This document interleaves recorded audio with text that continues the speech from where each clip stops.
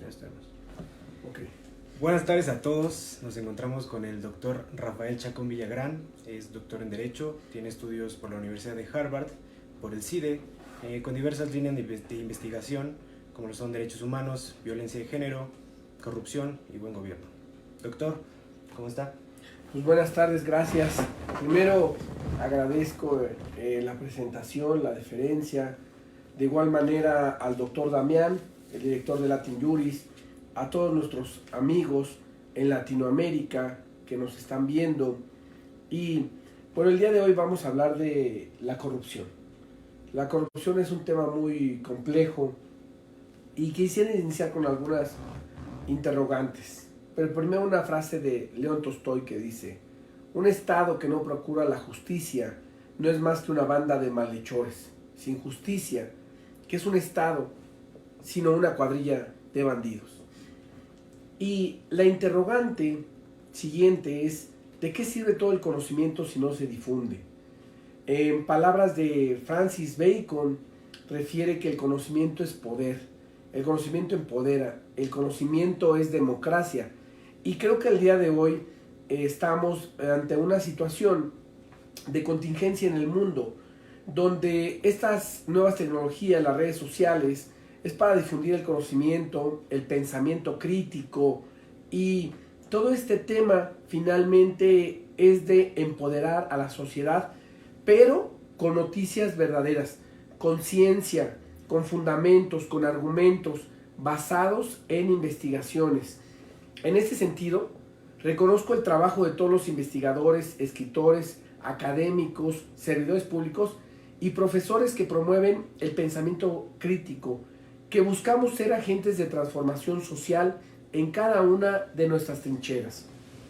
Ahora bien, entrando en materia, licenciado, uno de los principales problemas que afecta a Latinoamérica, he tenido la oportunidad de estar en varios países y me he dado cuenta que platicando con el doctor Damián, el doctor Reinaldo de Perú, el doctor Eduardo Yudgar de Argentina, la doctora Stephanie Montoya de Perú, el doctor Juan Castañeda de Perú, y bueno, todos nuestros amigos investigadores, hemos coincidido que los problemas que afectan a Latinoamérica en la agenda internacional y nacional son los mismos. Y en este caso el cáncer, como es la corrupción, es un tema que lacera. Ahora bien, en el caso de México, la historia registra infinitos ejemplos sobre este fenómeno. Hace poco yo, escuchando a un investigador, un historiador que les recomiendo mucho, Francisco Mendoza, así búsquenlo, referirse al tesoro de Moctezuma, donde, que de acuerdo a Bernal Díaz del Castillo, el que escribe obviamente la historia de México, recordemos que nosotros fuimos conquistados por los españoles, por Hernán Cortés, por el norte, y por el sur Pizarro, que era su primo.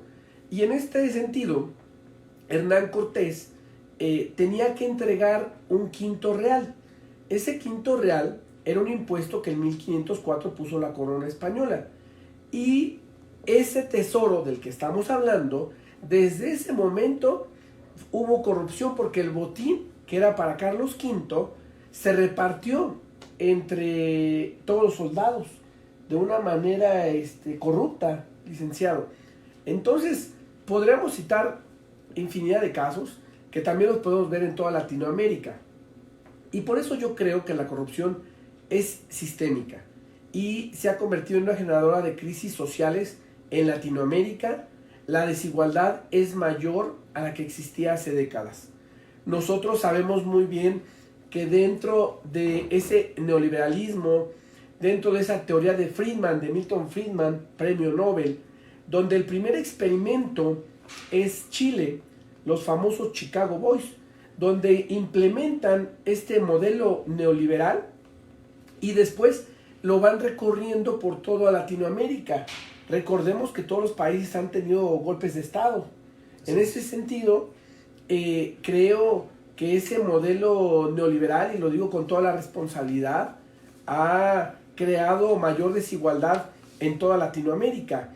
Yo ahí en ese sentido les recomiendo mucho leer a Eduardo Galeano, como ustedes saben, a leer a la teoría de Friedman, los Chicago Boys, Y todos estos autores, toda esta biografía, todo lo que hablemos siempre debemos tener un fundamento, lo debemos de fundar y motivar.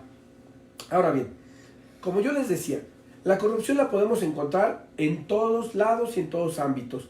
Hay un caso que, leyendo al doctor Buscaglia, un experto en la materia en todo el mundo, como tú sabes, licenciado, nos habla de un caso, el Banco de Dios, un caso muy interesante.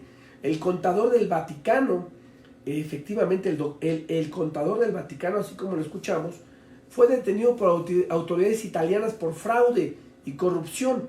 En palabras del doctor Buscaglia, y lo cito, cuando lo detuvieron a Monseñor Nuncio Escarano, en sus cuentas tenía 1.700.000 euros, algo inusual para un hombre que ganaba mensualmente 3.200 euros.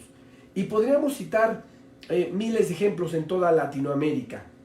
Ahora bien, dando cifras y estadística, de acuerdo con el Índice de Percepción de Corrupción 2019 publicado por Transparency International, más de 2/3 de los países, incluidos las economías más avanzadas del mundo, muestran signos de estancamiento o de retrocesos. Es decir, que las potencias del mundo, en esta última encuesta, aunque pareciera que pudieran tener mejores resultados, mejor percepción ante la ciudadanía, también están metidos en casos de corrupción. Y dentro de este índice, México ha tenido ahí un avance, si bien es cierto, no tan considerable, pero se debe al nuevo fiscal nacional anticorrupción. México está en una etapa transitoria, falta mucho por hacer, lo sé, es un tema muy debatible.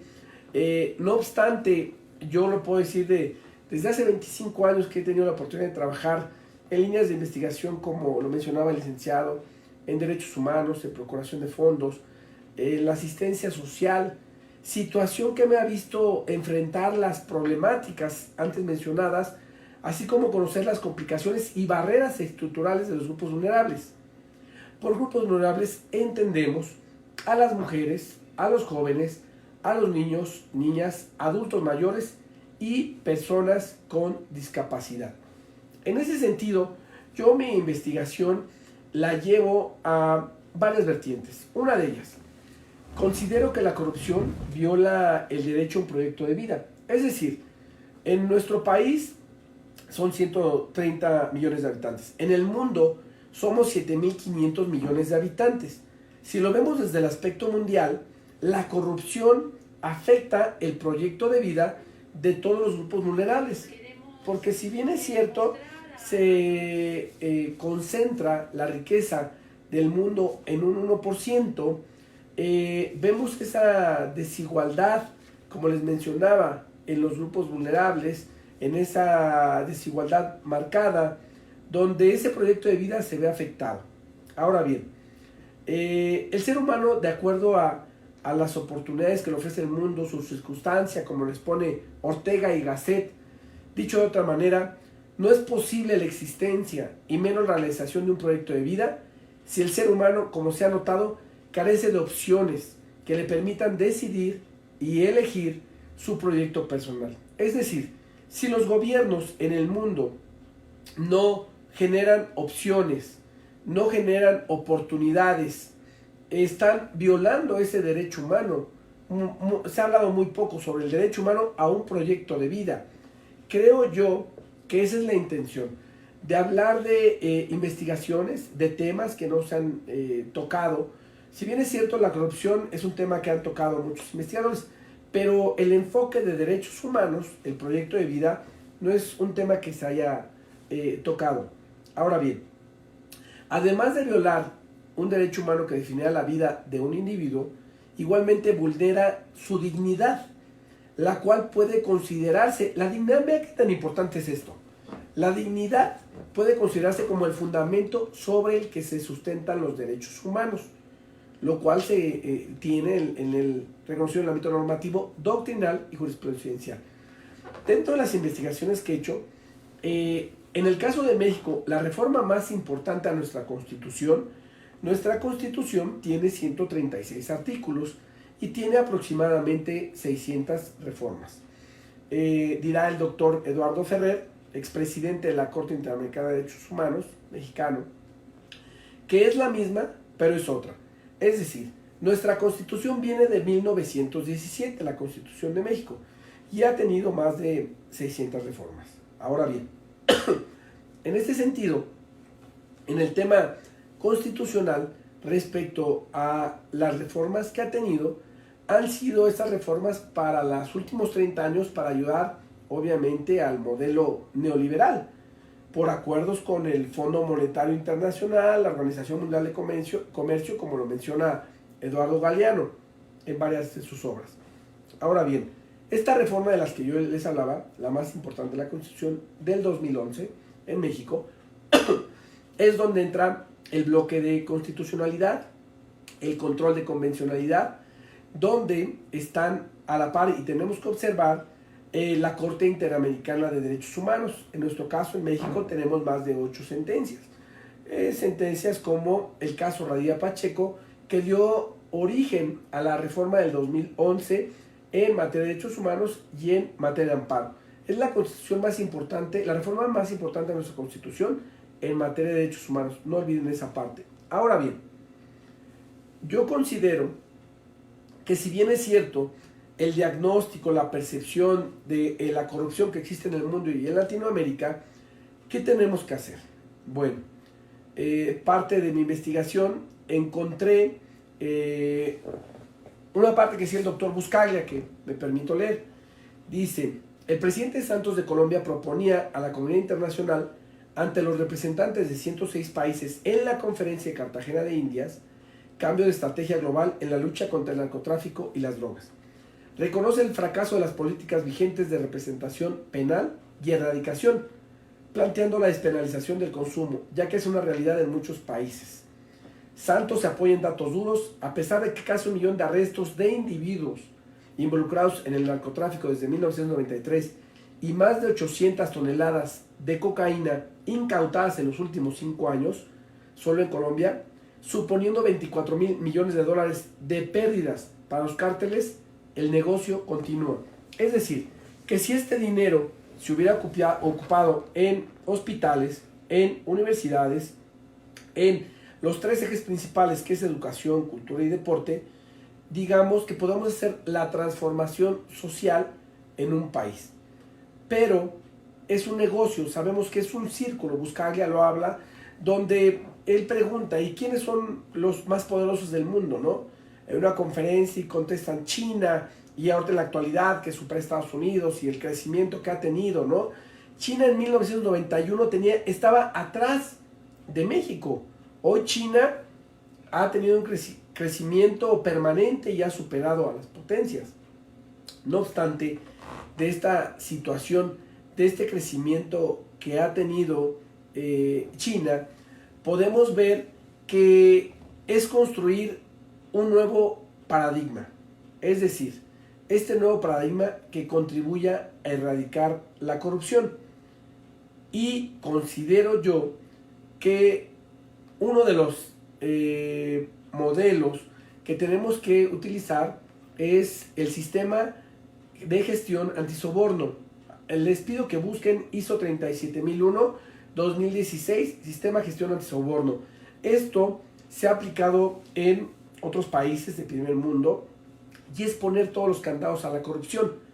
La iniciativa de ley que estamos trabajando es modificar el artículo 100 constitucional. Se puede presentar en la Cámara de Diputados. En México son 500 diputados y Cámara de Senadores. Tenemos 2 cámaras, 128. Por ejemplo, en cada país de Latinoamérica, pues obviamente es diferente en base a su población, en base a su sistema de su poder legislativo. Aquí tenemos un poder ejecutivo, que es el presidente, en este caso el licenciado Andrés Manuel López Obrador, un poder legislativo, donde está la Cámara de Diputados y Senadores, y un poder judicial, donde está la Suprema Corte. Tenemos 11 ministros y toda la estructura. Ahora bien, dentro de este sistema de gestión antisoborno es el primer punto, el ISO 37001, modificar las leyes y establecerlo. El segundo, considero yo importante algo que hablaba el doctor Damián, el ciudadano universal. Creo que hemos dejado de un lado cuáles son las características de un ciudadano universal. Y una de ellas yo creo que sería la ética. La ética tanto en el servicio público como en el ámbito privado. Algo muy importante que sí quiero subrayar, la cultura de legalidad. En el caso de México, muchas veces cuando cruzamos la frontera, el individuo, el ciudadano, se pone el cinturón de seguridad porque sabe que va a tener una sanción. Pero el doctor Miguel Carbonell explica algo que muy interesante, que la verdadera cultura de legalidad es cuando estamos en un semáforo, una persona no cruza el semáforo porque, primero porque tiene miedo de tener una sanción, ¿ok? La segunda, pues causar un accidente. Pero realmente la cultura de legalidad es cuando el ciudadano está todavía el semáforo en rojo y va a cambiar a verde, y él si va a cruzar una persona, él se espera. Esa es la cultura de legalidad. Y va más allá. Pueden ser las 10 de la noche, está el semáforo rojo, y no hay nadie, se puede cruzar. Y eso es realmente la cultura de legalidad. No se cruza porque está en su cultura legal. Y creo que hay muchos ejemplos que podemos poner en la sociedad latinoamericana, como el pago de nuestros impuestos, como nuestras obligaciones, como nuestros derechos. Entonces, parte de esta situación, de esta investigación, es porque creo que en Latinoamérica la población ha llegado a una madurez democrática que ha incidido incluso en la conducta del ciudadano, quien hoy está más informado. Y quiero ahí hacer una acotación. Aunque está más informado por las redes sociales, digamos que el 85% de las noticias son falsas. Hicieron un estudio sobre el pensamiento crítico en Europa y pensaban que iba a salir una cifra del 10, del 20%. Salió del 2% el pensamiento crítico en países de Europa. Ahora bien, en países de Latinoamérica, menos del 1% de pensamiento crítico. Es decir, el pensamiento crítico es investigar, es ver los argumentos, es ver lo que les decía al inicio, fundado, motivado. Es como estas conferencias que yo felicito a Latin Juris, donde obviamente se promueve realmente una investigación fundada y motivada. Y esto es porque los ciudadanos hemos dejado de ser espectadores y nos hemos convertido en actores de los sucesos nacionales. Realmente tenemos que hacer. Yo creo que la ciudadanía tenemos que estar en el presupuesto participativo, ¿no? La democracia participativa, la cultura de legalidad, estar más informados, conocer sobre los derechos humanos, conocer nuestra Constitución, ¿sí? Conocer las resoluciones de la Corte Interamericana de Derechos Humanos, ya que tenemos un derecho convencional. Ahora bien, en Latinoamérica hay municipios, hay alcaldías, y es el primer nivel de gobierno, es la célula básica, es el que tiene mayor contacto con la población. Y creo que es donde tenemos que incidir. Creo que la participación de la sociedad, realmente la política pública, y esto voy a cerrando a manera de conclusión, creo que la construcción de las verdaderas políticas públicas es cuando interviene el gobierno, la sociedad y la academia. Si no se da ese triángulo, no hay política pública. Y las políticas públicas se construyen para resolver los problemas municipales, estatales y federales. Ahora bien, y con esto cierro. Creo yo que la corrupción se va a erradicar cuando los países, los ciudadanos universales, cada vez estemos más informados, cada vez más participemos en las decisiones, cada vez participemos en las elecciones, porque sin duda lo que produce la corrupción es el abstencionismo, y entonces ese abstencionismo hace que no tengamos tomadas decisiones. Sabemos que tenemos representantes buenos, malos y malísimos, pero la participación de la sociedad, ¿sí?, no solamente de los adultos mayores, he platicado con varios investigadores, donde el voto, como ustedes saben, realmente vota a las personas adultas mayores. Ahorita creo que los jóvenes, el caso de Trump, ¿no?, donde Trump tenía un 6% de intención, fue presidente, y donde obviamente pues la participación fue de los adultos, ¿no? El caso de Brexit, donde 4 millones de jóvenes no votaron. Y entonces cuando dijeron, van a salir de la Comunidad Económica Europea, dijeron, no, pero ellos no fueron a votar. Es decir, los jóvenes tenemos que participar, los adultos mayores tenemos que participar, toda la sociedad. Entre una sociedad esté más informada y participe en las decisiones tan simples, a veces de tu colonia, de tu barrio, de tu fraccionamiento, de tu municipio, y cuestionar al alcalde, cuestionar al presidente municipal, ¿no? El cuestionar, el preguntar, la transparencia y la rendición de cuentas, recuerden que son situaciones que podemos utilizar para que tengamos, obviamente, realmente una democracia participativa. En este sentido, yo creo que, sin duda, lo que está sucediendo en Latinoamérica, el fenómeno de la corrupción, un fenómeno social y complejo, es algo que lacera, que lastima, que crea cada vez mayor desigualdad en toda Latinoamérica y en cada país. Y entonces, la propuesta en concreto es que participemos, que nos metamos a las redes sociales, que comentemos, pero que comentemos con un pensamiento crítico, con información, que veamos la página de dónde es, que chequemos toda la información, que repliquemos, que hagamos la que mejor campaña es de boca en boca. Y creo que a mí me gusta mucho un pensamiento, y con este ya cierro. Es un hombre que estaba en su tumba, un rey, y es un rey de Inglaterra que decía, si tan solo mi pensamiento hubiera sido diferente, cuando yo era joven quería cambiar el mundo, cuando vi que no podía cambiar el mundo, dije, bueno, voy a cambiar el estado, tampoco pude, dije, bueno, voy a cambiar mi municipio, tampoco, mi colonia, y al final dije, bueno, mi familia siempre falló, y entonces hoy que estoy al final de mis días, si tan solo hubiera cambiado yo, tal vez hubiera cambiado mi familia, y de mi familia mi comunidad, de mi comunidad mi país, y de mi país en el mundo. Pues reciban un saludo del doctor Rafael Chacón, su amigo de México. Agradezco la oportunidad, la deferencia del doctor Damián, y los invito a seguir todas las transferencias. Me pueden encontrar en Facebook como Rafael Chacón. Saludos.